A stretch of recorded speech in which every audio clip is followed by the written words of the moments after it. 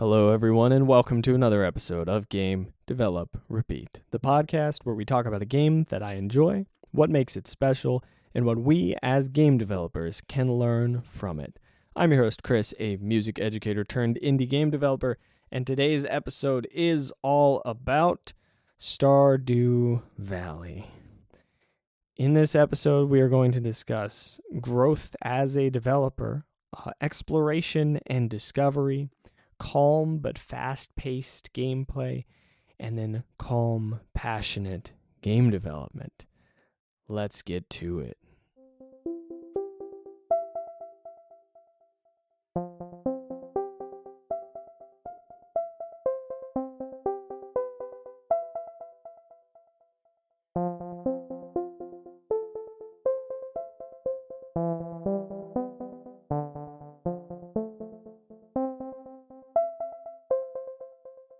Stardew Valley feels like exactly the game that I want to talk about this week. This is the week for it.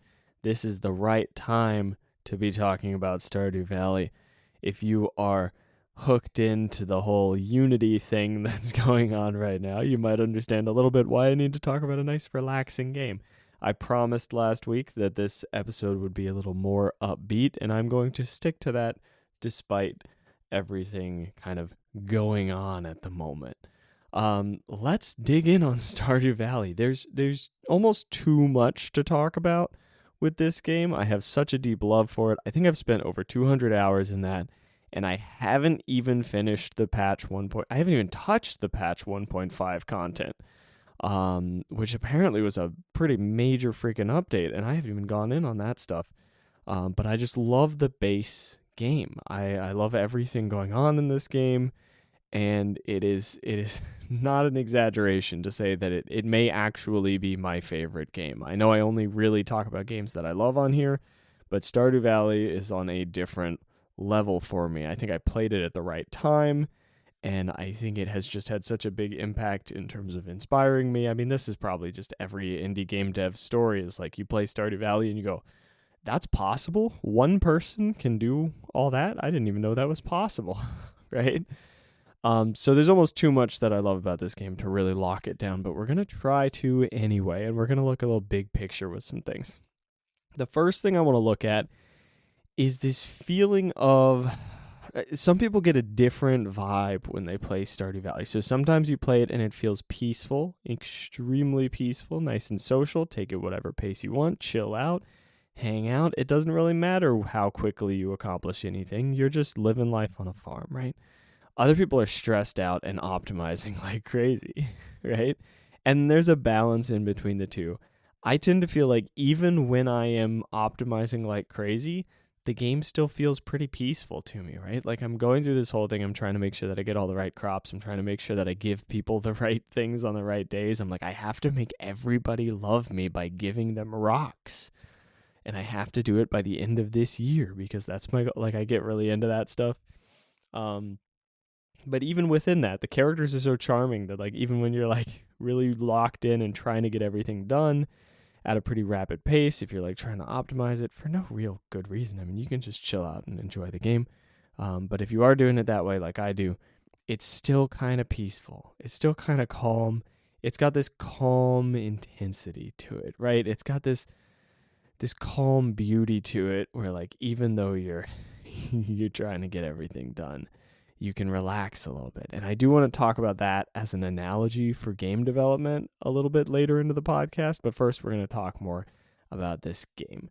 One of the cool things it does is it has these different characters that you're connecting to. It has all these different character archetypes, and there are all these different people in this town, and you feel like you can have a real impact on it. You feel like you can really change things in this town. You can choose a side. You kind of pick between big corporation or like small town community. And of course, I pick small town community. And I think most people do. I also think it's a more interesting way to play the game. I haven't even been able to get myself to play the corporate version. So maybe I'm uninformed on that, actually. Maybe that way's interesting too. And it's a game with a lot of discovery. There's a lot of moments where you're trying to figure out what people in the village like. You're kind of getting curious about them. You're kind of trying to find things out. I'm sorry, I'm assuming on a very baseline that everybody knows what Stardew Valley is. Kind of an Animal Crossing style game, but totally different. Right? Like if the most familiar game that anybody will think of would be Animal Crossing, although I think it's inspired by Harvest Moon, so more so like Harvest Moon than Animal Crossing, but Animal Crossing is the other like big name in the genre at the moment. Or like Rune Factory is a big one. So if you've played Stardew and you're looking for other stuff down that vein, I've heard Rune Factory is a good one. I haven't tried it. Reciteer is kind of fun, and I have a feeling it's gonna be. I think there are gonna be things from Reciteer that are like inspiration for his next game. There are like some similarities I'm seeing in the stuff that he's announced about his new game, but obviously we don't really know anything about that game yet. I'm getting off track.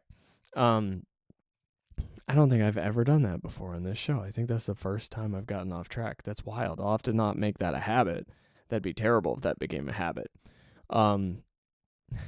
The feeling of connection, the feeling of getting to know these villagers, and the feeling of exploring what they want, and the feeling of exploring the area. It does seem like secrets are everywhere in this game. The main title screen has several secrets. There's a lot of just small little details where you have these moments of discovery and you go, oh, I didn't expect that. Oh, that's interesting. Oh, look at that little thing tucked away.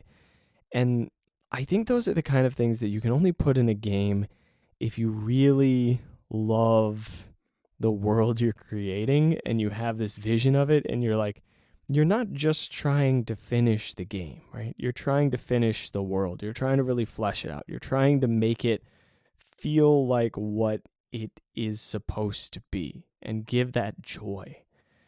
I don't think you add those kind of secrets from a mindset of like, oh, I have to add secrets. I feel like it probably comes from a place of, this would be really exciting to find.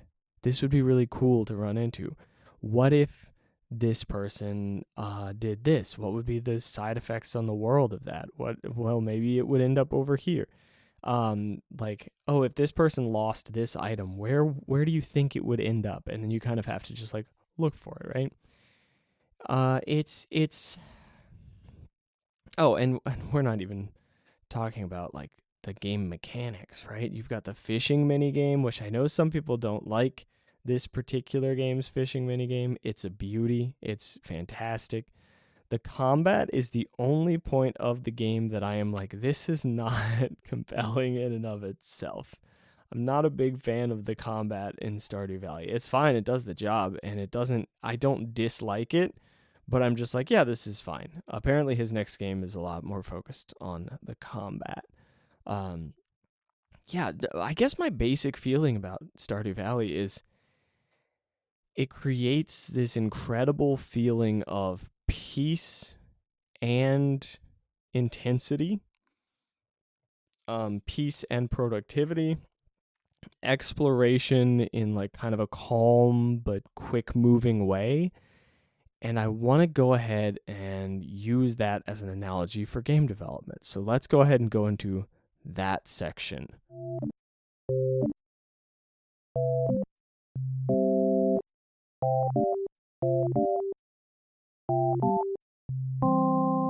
I think one of the easiest traps to fall into when you have any big goal or any major project or anything that you're trying to get good at is to rush. It's so easy to fall into this in like a stressed out, freaked out way, right? We're like, I've got to get this done quickly. I need to get it done as soon as possible. I've got to get good. I've got to get good right now. I've got to finish this so that I can move on. I got to keep getting better and better and better because I want to be there. And right now I'm here and I've got to get there. Why am I not there yet, right?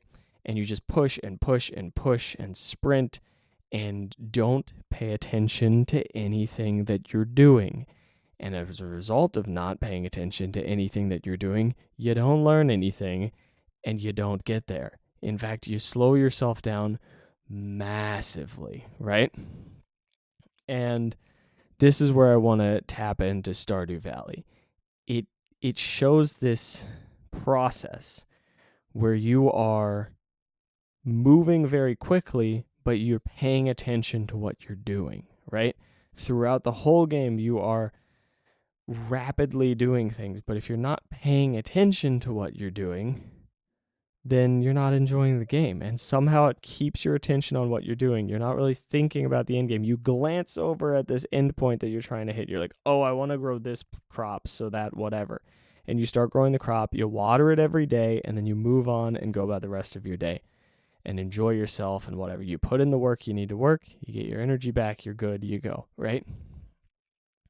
That's kind of what I think we should do when we're working on learning a new thing. We put in the work we need to do, we put in the allotted amount of time, and then we keep enjoying our lives. And it kind of simmers in the background, and you think about it, but you're not just sitting there all day going, when am I going to get there? When am I going to get there? When am I going to get there? In Stardew, you don't just stand over your crops. You don't just walk over them all day. You don't just stare at them for the entire time that you're playing the game, right? No, you plot it out. You figure out how much energy do I have in a day to water these crops? Because it takes energy, even just to water the plants. It takes energy. To plant them, it takes energy. Is it going to take me multiple days to plant this whole field? Am I cool with that? Am I going to have enough energy to water them if I plant it? Or is some of it going to die? What do I want to prioritize? That's kind of like learning a new skill or taking on any big new task. It's like you look at it and you go, okay, what do I actually have the energy for every day? And then sometimes you have a day where it rains and you're like, okay, we're good. I don't have to worry about it today, so to speak, right? Like sometimes you have a day where you just go, okay, today's not a day for it. It's taken care of, or we can disregard it. I'm still processing all the stuff that I've already learned. Cool, done, deal, right? Water's still in the soil. I think that's a really interesting, useful angle to view skill development from. It's like you're planting seeds and you're not lighting a fire under them to make them grow. You're just going to get popcorn that way, right? You're trying to get a plant. You're trying to get something that lasts forever, right? You're trying to grow this long-term thing. And in order to do that, you have to still be going about everything else that you are going about, right? Stardew is not a farming game, and that's why it's good. It is a farming game, sure, but it's like you're living on a farm and then you're interacting with this whole village and doing all this other stuff. You have everything else going on in your life. And then also you go back and you farm. And then you step away from it. You go back and you farm and you step away from it. Every single day, consistently, you take care of your farm. And you get up early and you do your stuff and all that. And then you go and you live your life. That's what I feel like game development should be. You do it consistently because you love it. And then you take a breath, you step away, you work on some other stuff, you enjoy your life. And maybe you come back and you go, oh, you know what? This evening I'm just going to plant a couple more because I have a little more energy. Let's just plant down a couple more crops that I can, whatever. Cool. But you take care of yourself so that you're not passing out at the end of every day and waking up in Harvey's clinic and he's like, oh, you really need to stop overworking yourself. And then you have to stumble your way home and get no plants. Anyway, and then all your plants wither and die. That's my thesis on Stardew Valley as training for becoming a game developer. I really think there is this underlying I'm sure this is I doubt that any of this is a normal way to read into this, right? But I this is how my mind works. I go there with strange little analogies and connect these things. And now within the game itself, that's an enjoyable process, right? As you're doing this, you enjoy every moment of it. You see these plants grow, you harvest them, you get the fruits of your labor. And you're like, oh, whoa, the next stage of development for that plant looks like this, and then it looks like this, and oh, cool, look at all these pumpkins, and now I can pick them up. This is so cool. I feel like we should take those moments and enjoy whatever we're creating too.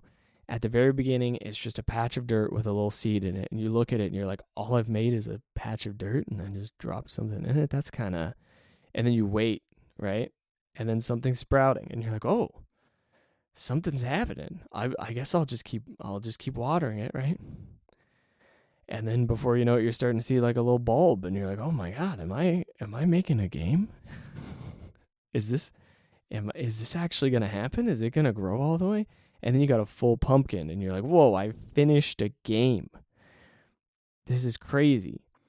But when you're looking at the little tiny seed, you're not just going, when is this going to be a full game? I want a full game. I mean, you might have that moment, but not the whole way. You got to enjoy that process. You got to let it grow. You got to watch it grow. And you got to, like, you're not going to keep watering it if you're, like, not enjoying it. You know how there's those people who talk to plants? Have you ever seen this? I remember seeing this on Mythbusters where people will, like, talk to plants and compliment their plants. And, like, Mythbusters tested, like, heavy metal music versus, like, talking to them, saying mean things to the plant versus, like, saying nice things to the plant.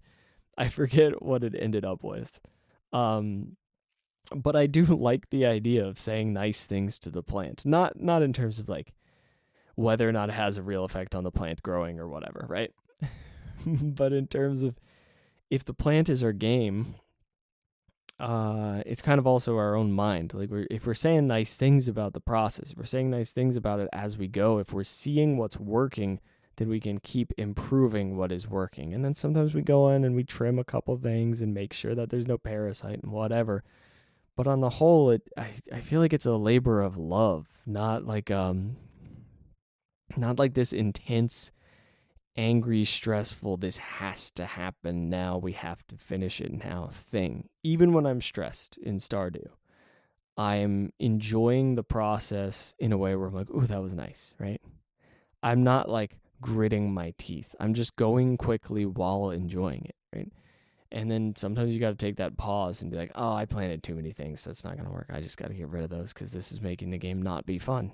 You kind of balance what's fun for you in the game. If you spend the whole day watering things, you don't have any interaction with the village or any interaction with like the rest of the world. For some people that might be fun. For me, it's not. So then I learned my balance and I was like, well, I want some time to fish. I want some time to do combat. I want some time for this. So I mix it up and I do that. And that's the other part. Find which part of it you enjoy the most. Find what parts of the development Good Lord, I'm having trouble speaking today. Find which parts of the development process you enjoy the most and lean into those and spend more time with them. And then check out the other ones, grow them a little bit. Maybe your enjoyment for those will grow as you make progress, right? It's all about exploring what you're doing, right? Exploring game development, growing in the process, and letting your games grow, or whatever skill it is. It doesn't have to be game development, right? It can be anything, whatever you feel passionate about doing. Maybe it's the art side of things. Maybe it's the music side of things. Explore what you're passionate about, discover new things, connect with other disciplines, discover things about other things, and you will eventually find your way to the thing that you enjoy most. And then you can keep growing there and become just phenomenal at whatever it is that you want to do. And that's like the metaphor that I get out of Stardew Valley. I think I've talked about this enough, and I think I've made my point about this analogy. Let's talk about my personal game development. I'm working on this game. About this ball of soot, and I'm really happy with where it's at right now, dude. I cannot express how happy I am with the fact that I've gotten to where I'm at. I've got all sorts of crazy stuff going on in my life right now. All right. And I'm like stressed. I'm focusing on all that stuff. And I still, if I take a moment and I pause and I think about the fact that I've spent almost a full year working on this game and I can pop into it and I can play it and I can be like, this is kind of fun. Like, this is really cool. I've got my music, I've got my sound effects, I've got this great, I did this new thing with my save system. It's kind of weird to call it a save system, but it tracks your progress on levels. So it tracks what levels you've beaten, if you've fully cleared it or if you've just cleared it. Yeah, that's basically it. But now the level menu has an option. You can pick any level at any time. You can just hop in wherever you want to. You should go starting from the first level because of the the difficulty progression. But if you get stuck somewhere, I want you to be able to skip. So what happens now is when you start, all the little icons look the same. But then if you beat a level and you go into the level menu, the beaten level has a different icon, which I know is very simple, but God, it made me happy.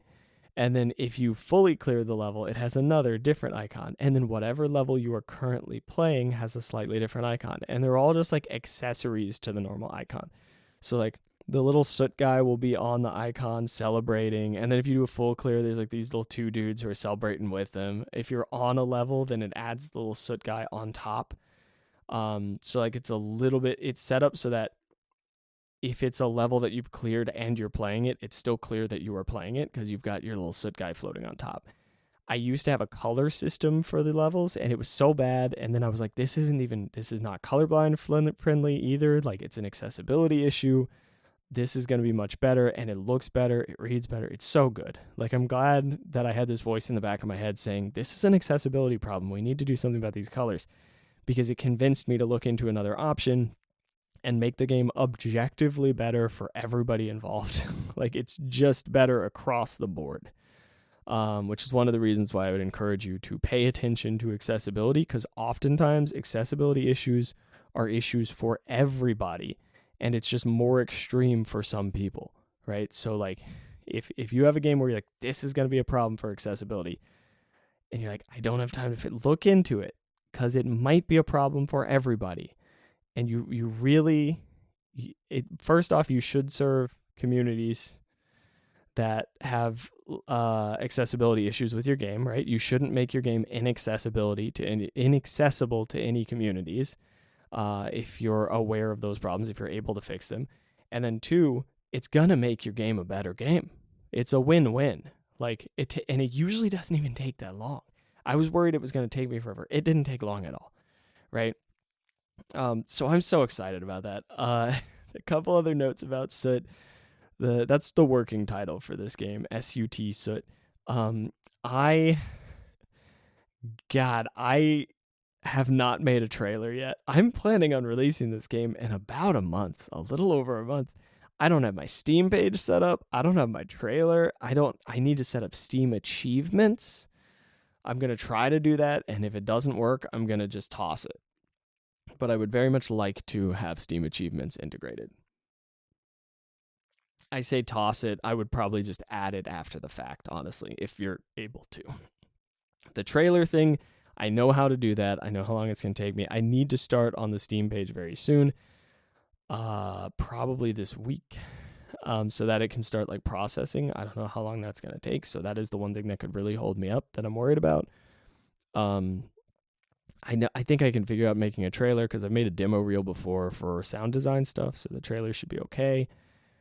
Yeah, that's where Soot is at. I'm so excited.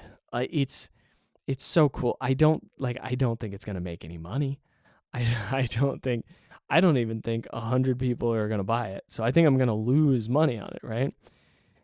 It's okay though, because I'm the stuff I've learned from this, like I've profited huge. This is a huge win.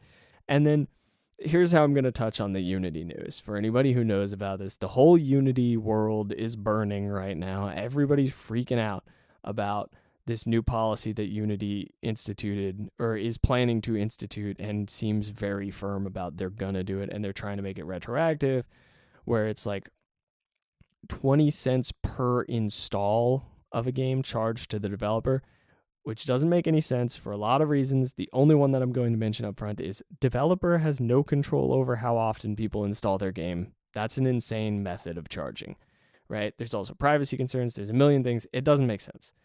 I'm switching engines no matter what happens, right? At this point, I'm like, well, I don't trust that. I'm switching engines. So I'm starting learning Unreal. And it's so shiny and new and exciting. So I'm going to dig in on that, and that's pretty cool too. So the Unity news, that's what it is. It is what it is. These are tools. Use the tool you're comfortable with. I'm no longer comfortable with Unity, even though I put so much into it. But now I have that skill set, and it helped me develop the skills I need to learn Unreal. And now, if I work on Unreal, maybe one day I go back to Unity. Maybe they reverse course so strongly that it's like, oh no, now they're a good option again. I don't know, but seems a little unlikely at this moment in time. Things can change very quickly. Unreal Engine, if I learn a bunch of new skills from there, they're going to be transferable. Once again, I'm just going to keep building skills. That's all it is. Like, yeah, the whole Unity thing sucks, but I'm just building skills, right? And then we're going to another and another and another. Okay, that's it on the development log front.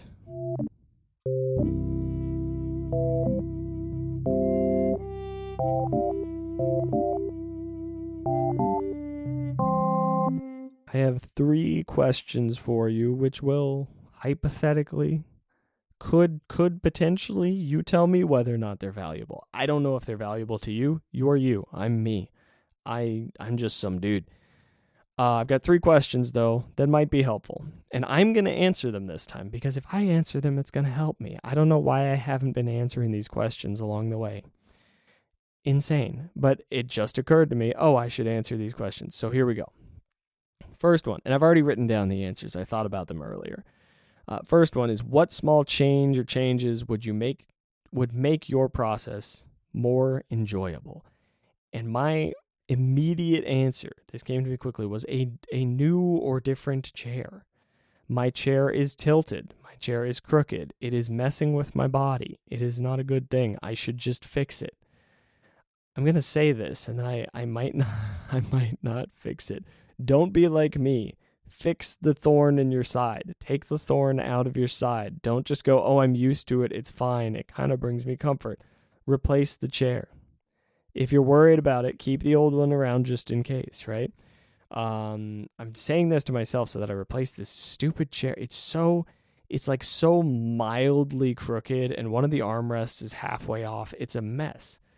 It would help me. It would make the process more enjoyable. It would make me more comfortable sitting at my computer. It'd be good. So maybe that is the thing. But I don't want to spend money right now, right? Like, spending money? Don't try and make me do that.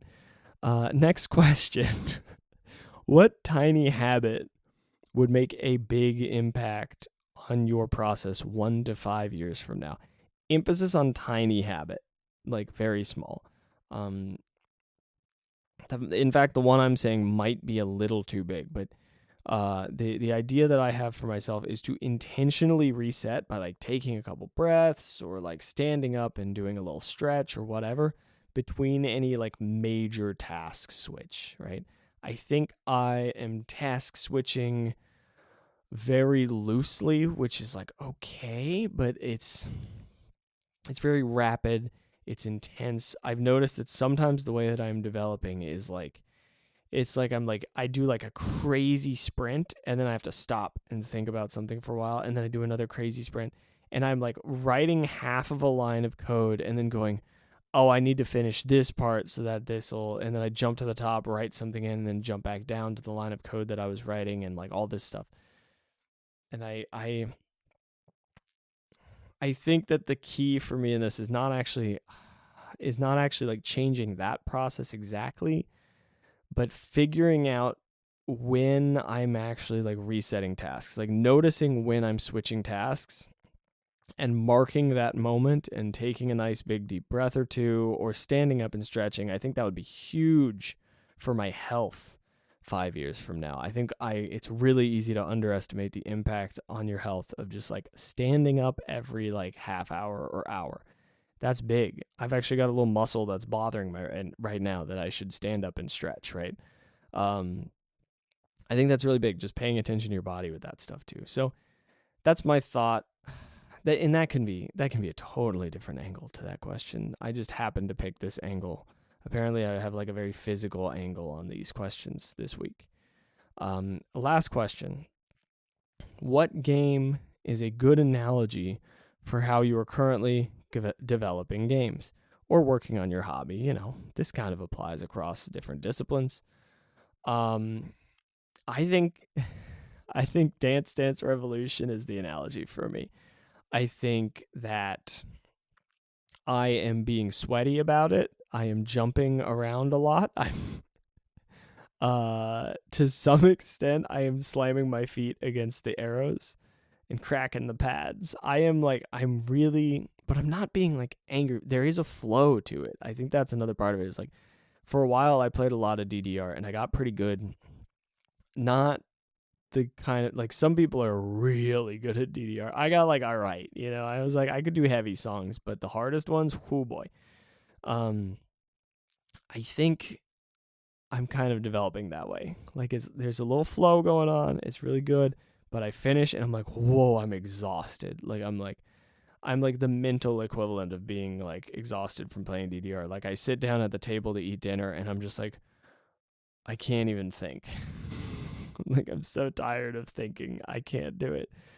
And I think that's good on some level, right? Like I feel like I'm learning skills. As long as I'm not doing the thing where I'm like doing a level that's way too hard for me and just crushing myself day after day after day. Like I'm taking some time to do some songs on DDR that I enjoy, right?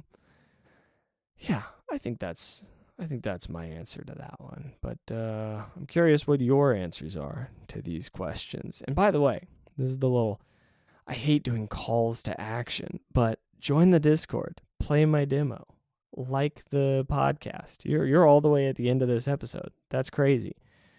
Check it out. Give the podcast a 5-star rating, or whatever rating. But I don't mind a 5-star. Who minds a 5-star rating, right? Um, yeah, I've been thinking about this. I might be giving out free codes of the game to people in the Discord when it comes out because it's like I'm grateful for anybody even just like playing the game and giving me a little feedback. So like if you're in the Discord or you join the Discord before I release, you're probably getting a code and you don't even have to play it. But if you do, boy, do I want to hear your feedback because that is what I'm doing this for. All right. The tip for this week is to get enough sleep. That's the tip. Get enough sleep. Please, for the love of God. I seriously, listen to me. if you are like me and you don't sleep enough and you're staring at your computer screen at somewhere between 9 p.m. to 11 p.m. and then you get in bed and you're like, I'm exhausted, and you don't fall asleep for like another hour and a half, just let go of the computer for the last half hour of the day and like read a book or meditate and then go to sleep. I'm sorry, I'm being like parental here. I had to make myself, this is embarrassing, but I'm going to share it with you because it was really useful for me, and it is fixing a problem that I have had literally my entire life. And I mean, I remember this from like childhood. Like I remember this from a very young age.